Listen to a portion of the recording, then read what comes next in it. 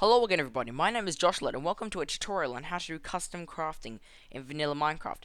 Now on one of my videos I had a request on how I did my or a question on how I did my custom crafting, where you chuck out two items and or three items and it poofs into a new item. And that's basically what I'm going to show you today. Now today I'm going to show you actually two methods on how to do custom crafting. The first one only involves this little strip here. This is modular, so I've got like three different ones here set up that we can do. The next one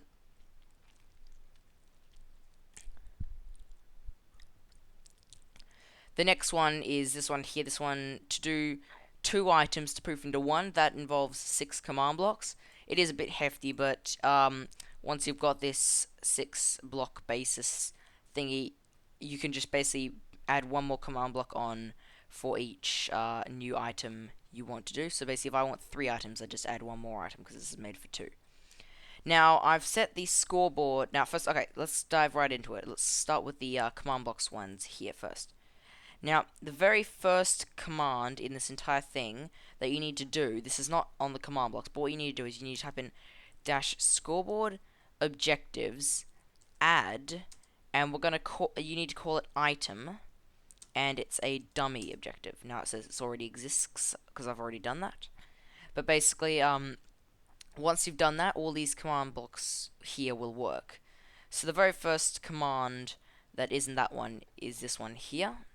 So basically what you're doing is you're setting any entity, you're setting a Minecraft stick, because it's just an example, you're setting a Minecraft stick to a score item of 1. So that is dash scoreboard players set at e type equals item 1 with the data tag or the MBT tag with the item ID, which is a stick.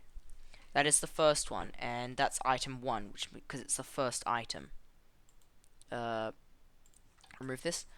The second one is this one. It's the exact same thing, only it's item 2, and this is going to be a nether star. So that's fine. All these commands will be in the description, by the way. So the next third one here is not working for some reason. Why isn't that working? Let me check something. Give me a sec. Unexpected token. Basically, what the third one is basically the summon command. So what that looks like is it's basically dash summon. So you execute at the entity with a score item min of 1 and a score item of 1. So basically just executing at the number 1. And the command that's executed from that is another execute command, so we're stacking them, to execute at an item with a min of 2 within a radius of 0, so it needs to be on the same block. And then the command that uses is the summon, so I've just got dash summon item, custom name, tux spawn. I'm just going to summon in tux for now. It's not the proper tux, it's just an example. But basically using, I can't remember what it's called, I think it's MC Stacker. Using MC Stacker, you can basically just generate a summon item command or a summon command, or basically anything after that you can basically have any command. So it doesn't need to be a summon item command or a summon command. It could just be any command, so you can make it say something or anything. Basically then the next command after that one, which is the fourth one, is this. Does this one work? Yeah, this one works. So get a good view of this. This is a pretty long one here, so this isn't gonna work. So basically, this one here, it's execute. Oh gosh, where'd it go? Here we go. So it's dash execute at e with an item min of 1, score 1. So this entire bit here is the same as before. So you're executing at an item min 1, score item 1. So basically making sure it's only 1. Then that executes at one that's only 2 within a radius of 0. And then the command that does is it just summons a firework entity with this big NBT tag here. This will all be in the description. Basically, that just makes it look like it poofs, and it's pretty cool. Yep, the, what number is this we're up to? The 5th command, which is this one, which is after the firework one, is this one sets the item basically you want to spawn. So in this case, it's a spawn egg. You can add other MBT tags to make it more specific, like adding the name and stuff. But basically, this just goes scoreboard player set at e type equals item 3. So basically, you've got item 1, which is one of the crafting ones. Then you've got item 2, which is the second crafting item, and item 3 is the one we're actually using for this one. So basically, if you notice, the first two ones are setting the scoreboards for the crafting ones. So if you wanted to make this 3 long, you'd make the first one, the first 3, just setting the items to 1, 2, and 3, and then this bit here would be item 4. But basically, that's just setting a spawn egg, because that's what we're using. And the 6th one, just remove this, is this one. This is not very long. This basically executes at the item min 3, which is the spawn egg, which is what we're summoning in, to kill all items with a score item min 1 and a score item of 2, radius of 2. So that basically, if it's radius of 2, what it means is basically if, because this has been a bug in some of my previous command blocks, command 1 command commands, but basically, if you chuck out the item that's been crafted, and then if anyone else in the world chucks out, or anyone that the command blocks detect, chucks out any of the crafting items with the other item on the floor, they'll just be deleted. So if you add radius of 2, basically that just ensures that it doesn't delete every single item. This will only work with obviously one item, so just don't chuck out multiple items you don't need to. But basically this executes at an item, so basically if you had 3 things, it would execute at item min 4, item 4, then it, I'm saying item second go because it's here, then it would kill all entities with a score item min of 1 and a score item of 3 within a radius of 2. So let's just give an example of that. I've set all those command blocks up just over here. So let's give an example. So I've set this one up here. If you look in here, oops, over here, this is using a fish and a nether star to make it, because I just thought that would be pretty suitable to making a tux spawner. So we're going to go nether star and a fish, raw fish. It doesn't need to be a raw fish, it's any kind of fish. So chuck out the nether star. You see on the fish, sorry, because the fish is number 1. It doesn't need to be in this order. See, that's 2, and the fish is 1.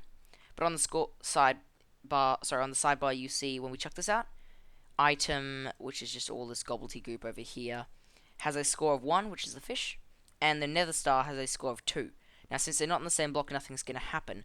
As soon as you chuck it onto the same block, though, it'll poof into a tux spawn egg, which is pretty cool. And see, that's got item 3. So I'll do it again, get a nether star and a fish. Oops. I'm using raw fish, it can be any fish. I'll use a puffer fish, actually. So we'll go nether star and puffer fish. See, it's not on the same block, so it messes up, so just check closer. Oh, come on. So, pufferfish, nether star, and you get a tux spawner, and basically, that'll just spawn in an ocelot with the name Tux. This is not the actual Tux.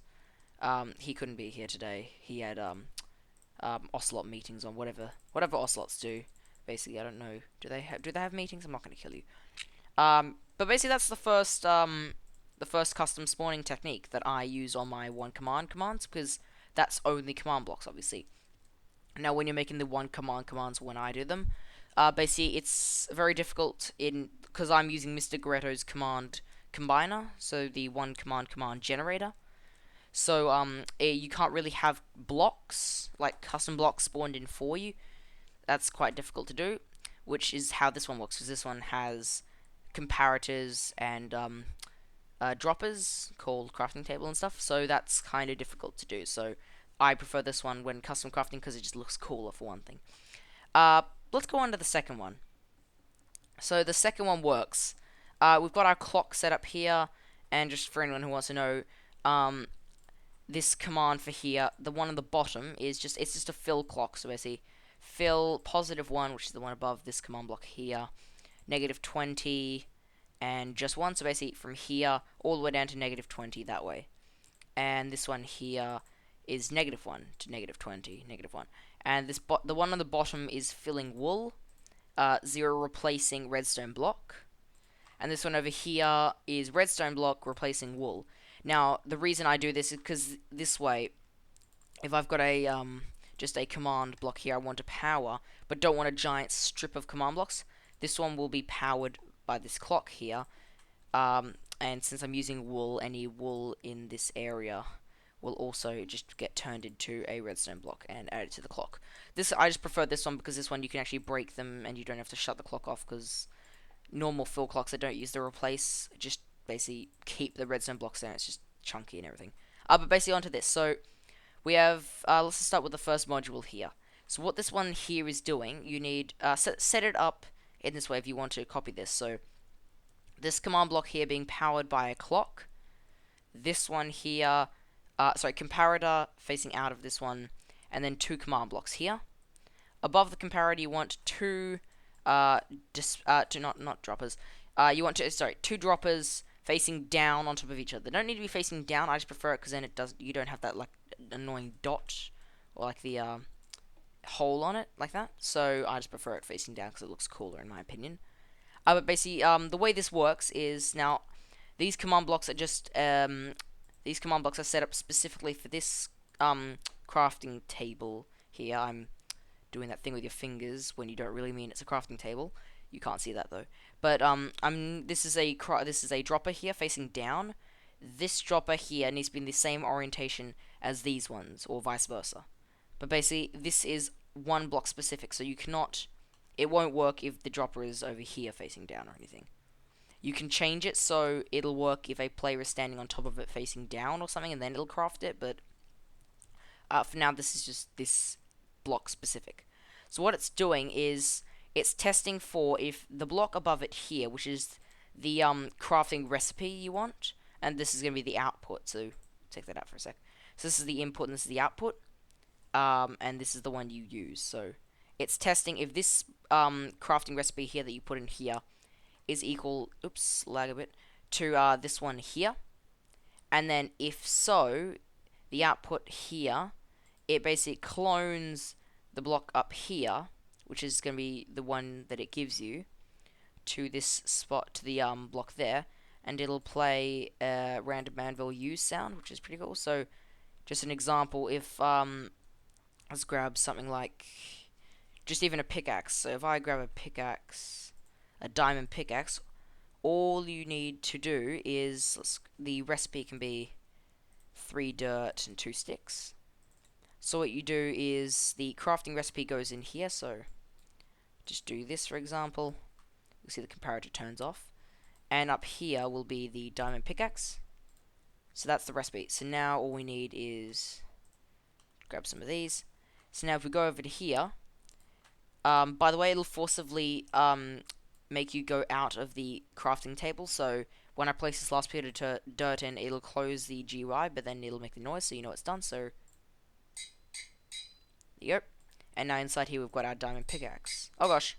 Oops. Oh no. Sorry about that. Let me try that again. So let me quickly yes, this is a bit annoying, so I just need to quickly put this back in. So chuck that in there, chuck this in here. Here we go. So now it's played that sound once because obviously there's nothing in here. Why is that happening? Here we go. So once that's done like that, when you put the recipe in, which was dirt, like so, and 2 sticks, we'll get the diamond pickaxe. Now, the only reason it's doing that like twice and giving me stuff is because of these command blocks here. If we disable it, it'll only work once. But basically, what you can do now is if we power all of these and just change the recipe in this one, for example. So if we grab some of this, I don't know what I'm getting. I'm just grabbing some random items for now. So if we go wood here and a piece of lapis here, we will get ourselves a piece of sand and some dirt, like that. So let me just grab some of these items here and test this one out now, and this one here can just be a dirt piece there, and we get 2 dirt, for example. So this one here, the recipe was this, and this. No, it was this, I think it was. There we go.